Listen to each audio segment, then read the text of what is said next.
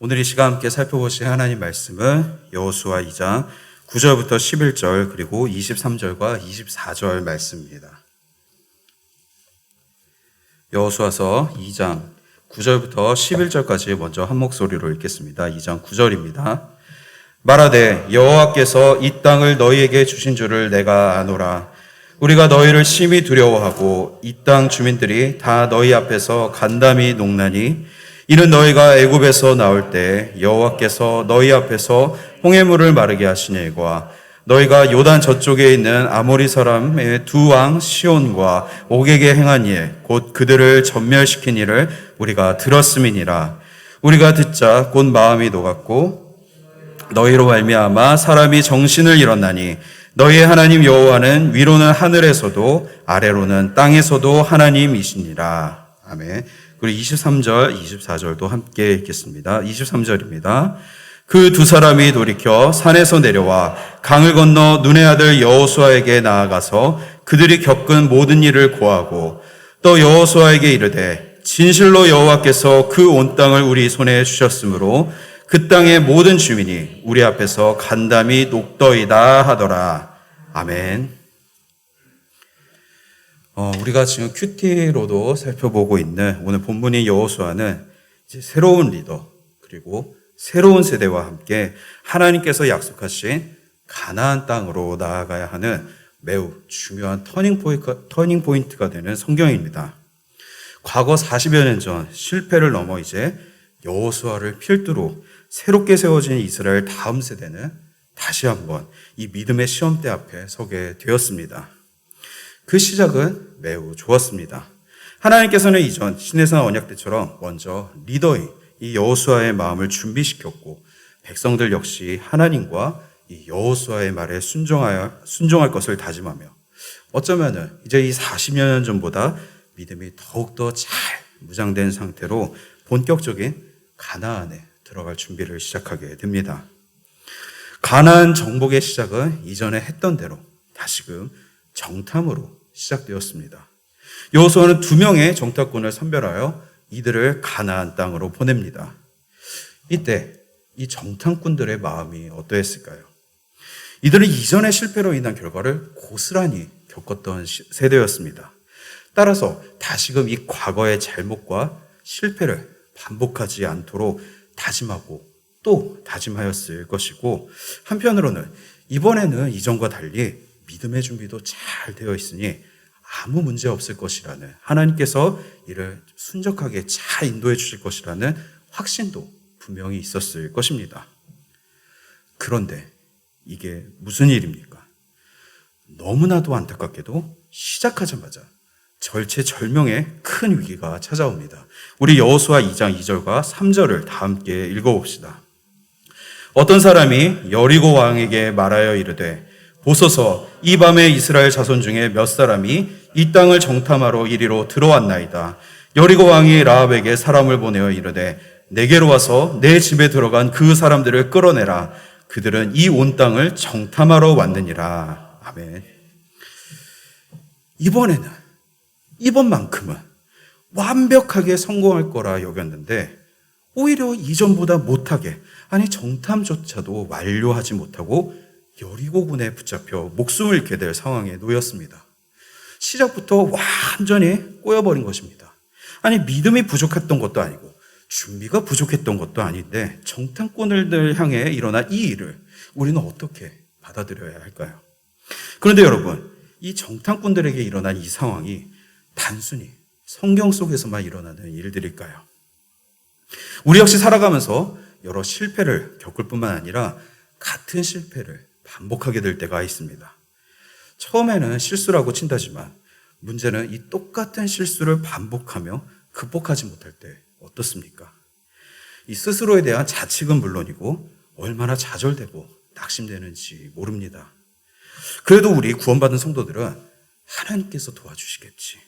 그래 이번에는 다르겠지 하는 이 믿음으로 버티고 넘어져도 다시 일어서게 됩니다. 그리고 하나님의 도우심을 믿고 열심히 준비하고 또 준비하게 됩니다.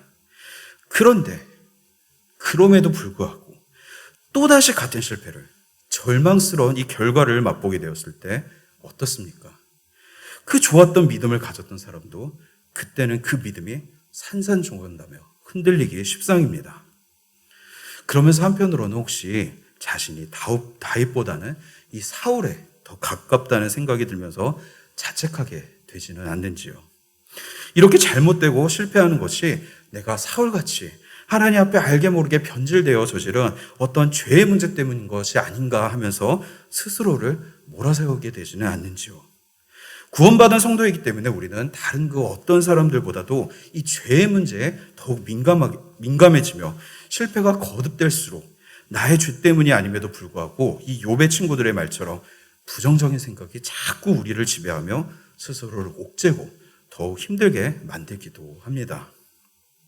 정탐꾼들 역시 이번에는 잘 될 거라는 그런 희망 속에 시작했지만 자신들을 잡으러 구인들이 온다는 이 소식을 들었을 때 아마 머릿속에 수만 가지 생각이 들면서 낙심도 되고 어쩌면 그들의 믿음도 흔들리며 이 일을 어떻게 하나 당황했을 것입니다. 그러던 그때 어쩌면 끝일지도 모른다고 생각했던 그 순간 생각지도 못한 사람을 통해 놀라운 기적이 일어납니다. 우리 4절을 다 함께 읽어봅시다. 그 여인이 그 두 사람을 이미 숨긴지라. 아멘. 정탐꾼들은 이 원활한 정탐활동을 위해서 사람들 눈에 잘 띄지 않고 또 다양한 사람들이 오가는 이 기생의 집을 숙소로 택하였는데 어쩌면 자신들을 팔아넘겨도 이상하지 않을 것 같은 전혀 아무런 기대하지 않았던 이 기생 라합이라는 여성이 오히려 먼저 나서서 자신들을 안전하게 숨겨주고 도와주는 것이 아니겠습니까? 그뿐만이 아니라 이 기생 덕분에 죽음에서 벗어나 안전하게 다시 이스라엘 진영으로 돌아갈 수 있었고 또 정탐 활동을 제대로 하지 못했음에도 불구하고 이 여리고 땅에 고급 정보까지 입수하여 임무까지 무사히 완수할 수 있었습니다. 여러분, 이 가나안 일성을 위해 매우 중요한 분기점이 된 여호수아 성경 초반부에 그것도 2장 한 장을 다 할애하면서까지 세상적으로 멸시천대 받을 뿐만 아니라 성경적으로 옳지 못한 이 몸을 파는 여인 기생 라합의 이야기가 왜 이렇게 중요하고 또 비중 있게 등장하는 것일까요? 하나님께서는 대체 이 이야기를 통해서 이스라엘과 우리에게 무엇을 말씀하시고 싶으셨던 것일까요? 분명 앞서 하나님께서는 여호수아라는 이 이스라엘의 새롭게 세워진 멋진 리더를 통해 말씀하시면서 이 가나안 정복을 하나님께서 명령하셨고 내가 함께 할 것이니 반드시 얻게 될 것이라는 약속의 말씀을 주셨습니다. 그러나 한편으로 하나님은 이미 이스라엘이 얼마나 연약하고 또 흔들리기 쉬운지 광야 40년 동안 너무나도 분명하게 잘 알고 계셨습니다. 사실 이는 우리도 마찬가지입니다. 우리 역시 복음을 통해 은혜로 믿음을 가지게 되었고 또 수많은 예배와 말씀을 통해서 하나님을 알아가고 그 말씀에 힘입어 살아가고 있지만 그럼에도 불구하고 우리 마음은 실패와 어두움의 그림자만 몰려와도 흔들리며 약해지기 십상입니다. 따라서 하나님의 이 약속의 말씀뿐만 아니라 부정할 수 없는 이 분명한 표징을 통해 연약한 이스라엘과 또 이 이야기를 읽을 우리의 믿음이 흔들리지 않도록 하나님은 준비시켜 주시려 하셨던 것입니다. 먼저 하나님께서는 이 라합을 통해 자신이 불가능한 일이 없으신 온 세상의 주인이시라는 사실을 다시금 분명하게 깨닫게 하시며 이스라엘 백성들이 흔들리지 않게 도와주셨습니다. 여러분 분명 하나님은 여호수아를 통해서 분명하게 약속하셨습니다. 하나님께서 함께 하실 것이며 이 가나안 땅을 반드시 자신들에게 주실 것을 말입니다. 그러나 이것은 어디까지나 이스라엘 안에서 이스라엘이라는 이 안에서만 이루어진 일입니다.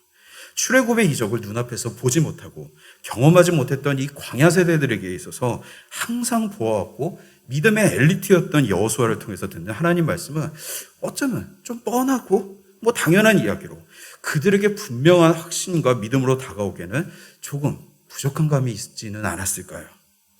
우리도 늘 정답과 같은 이야기를 반복해서 말하는 사람의 이야기를 듣다 보면 그에 대해서 무감각해지고 또 그러려니 하게 되는 것이 우리의 어쩔 수 없는 연약한 모습이지 않습니까? 그런데 놀라운 일이 벌어졌습니다.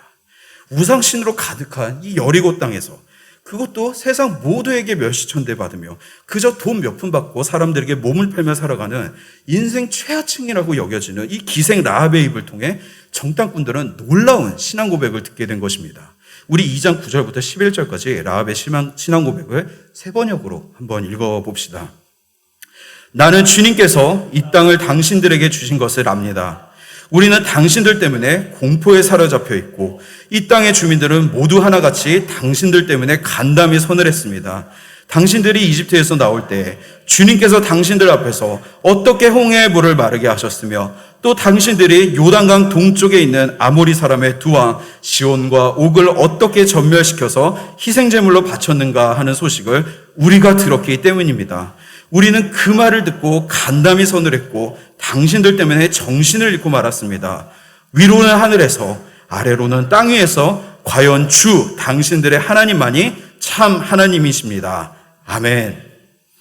여러분 어떻습니까? 이 라합의 고백이 정말로 놀랍지 않으십니까?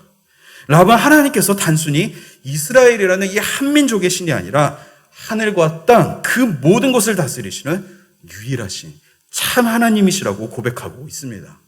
자신들처럼 출애굽 사건이나 어떤 하나님을 경험해 본 적도 없고 본 적도 없는데도 불구하고 그저 하나님께서 하신 그 일을 들은 것만으로도 하나님의 위엄과 능력을 제대로 바라본 그녀의 이 놀라운 신앙 고백을 들었을 때 정탐꾼들은 어떤 생각이 들었을까요? 정말로 감탄을 금치 못하고 감사하면서도 또 한편으로는 부끄러운 마음 역시 들지 않았을까요? 여러분 한번 비교해 봅시다. 이 라합과 여호수아 중에서 누가 하나님을 잘 믿고 신앙이 잘할 확률이 높을까요?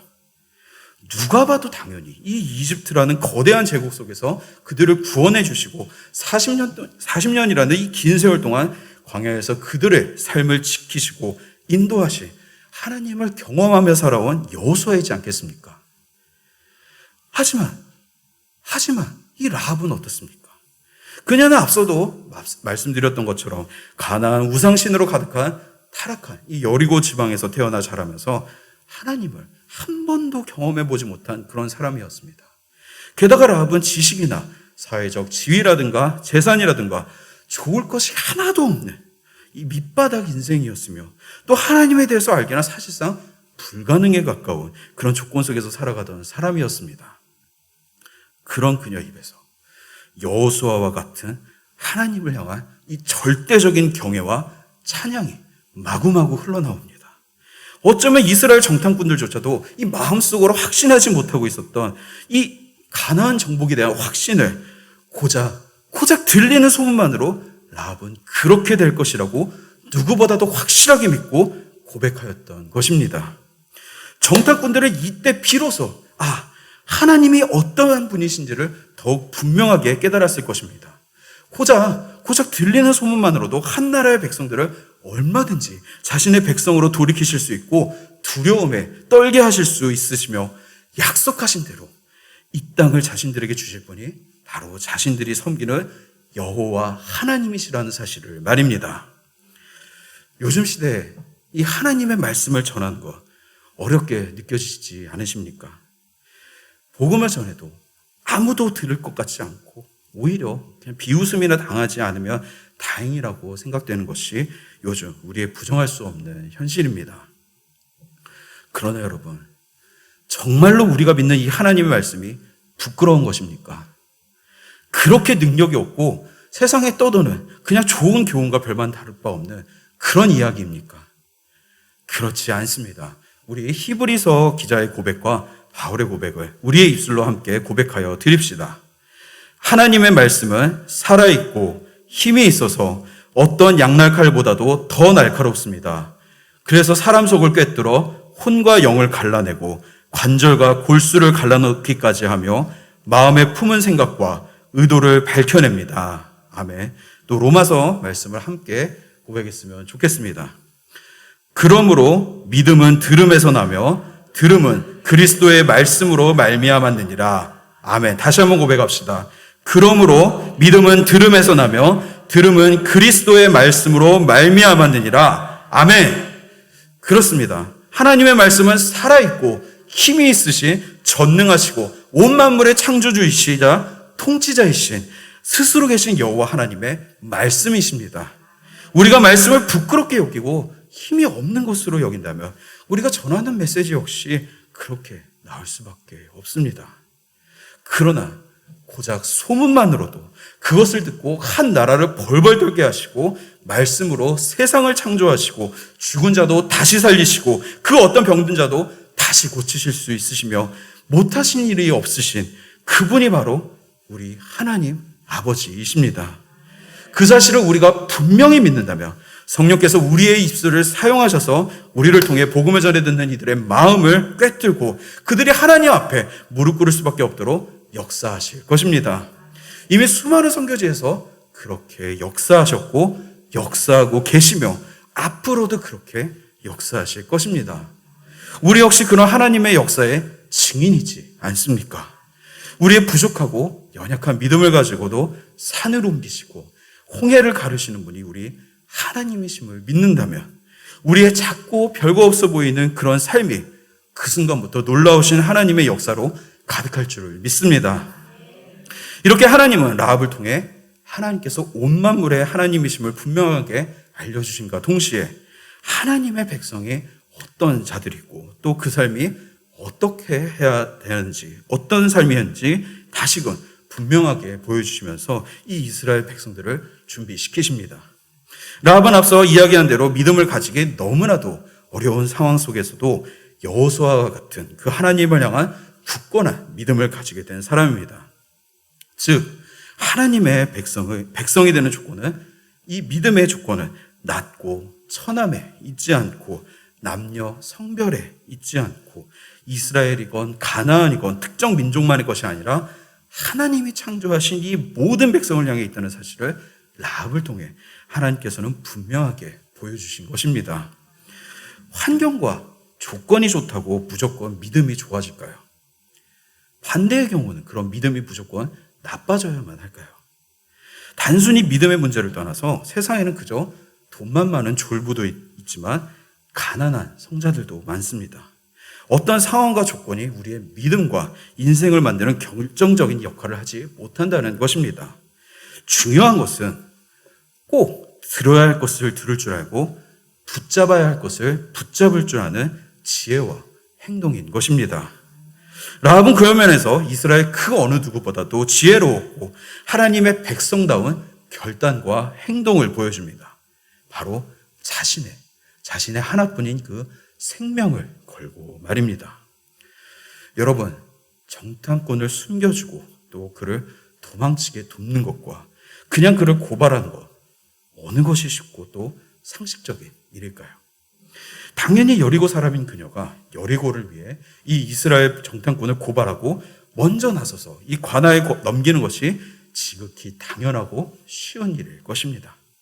만일 정탐꾼을 숨겨준 일이 탄로났다가는 자신은 물론이고 가족들의 목숨까지 위험할 수 있었습니다. 그냥 죄인도 아니라 이 반민족적인 행위로 인해 모든 사람의 비난은 물론이고 돌에 맞아 죽어도 할 말이 없었을 것입니다. 게다가 이스라엘이 정말로 자신들에게 쳐들어온다고 해서 승리할 것이라는 보장이 있었던가요?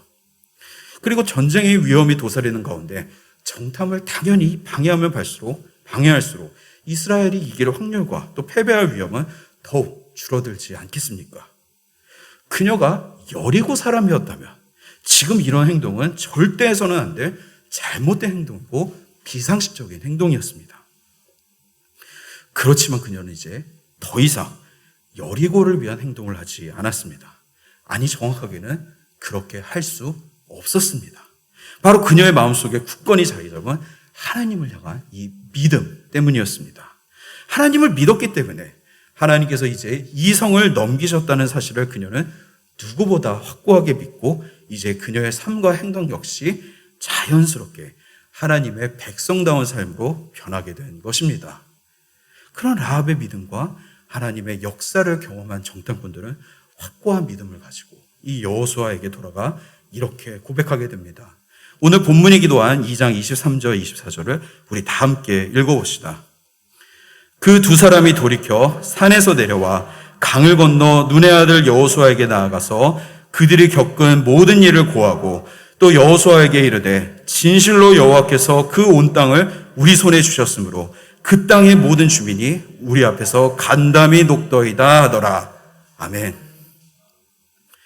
사랑하는 성도 여러분, 손가락 터치 몇 번만 하면 아주 편하게 하나님에 대한 정보와 말씀을 수천, 수백만 가지 접할 수 있는 시대를 살아가는 우리에게 이 오늘 본문을 통해 보여주시는 라합의 신앙과 모습은 우리를 깊은 반성을 하게 만들면서 동시에 이 참된 신앙인의 삶이 무엇인지 분명하게 가르쳐 줍니다.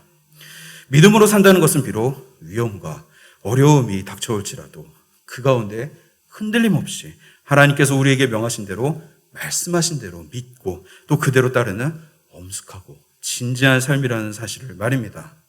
하나님께서는 그런 라합의 믿음을 보시고 그녀는 물론이고 그녀의 가족 모두를 구원해 주십니다. 여리고성이 완전하게 몰락하는 그 가운데서도 하나님을 믿은 라합 덕분에 오직 그녀와 그녀의 집만이 구원을 얻게 됩니다. 오늘도 그 하나님께서 우리와 함께 계시며 역사하시고 계십니다. 모든 것이 무너져 내리고 또 실패할 것 같고 좌절하게 되는 그 순간에도 오직 하나님을 향한 이 굳건한 믿음을 가지고 사는 자들을 하나님을 절대로 버리지 않으시며 그들의 지위나 돈이나 외모나 명예 따위로 판단하지 않으시며 공평과 정의로 그들을 향한 정말로 생각지도 못한 구원과 은혜를 베풀어 주십니다. 그분이 바로 우리가 입술로 주님으로 섬기겠다고 고백한 우리의 죄를 용서하시고 사망에서 건지실 유일한 분이라고 고백한 또 자신의 하나밖에 없는 아들을 희생하면서까지 우리를 자녀 삼아 주시겠다고 고백한 그 하나님 아버지이심을 믿으시기를 바랍니다. 그분은 하늘과 땅 어디에나 존재하시고 모든 것을 지으시고 때로는 파괴하실 능력과 권세를 가지신 하나님이심을 믿으시기 바랍니다. 그리고 그 고백조차도 믿음의 고백조차도 오늘 본문을 통해 보여주셨던 것처럼 하나님께서 먼저 역사하시고 준비시켜 주셨기 때문에 우리가 가능했던 그 하나님의 은혜임을 믿으시기 바랍니다.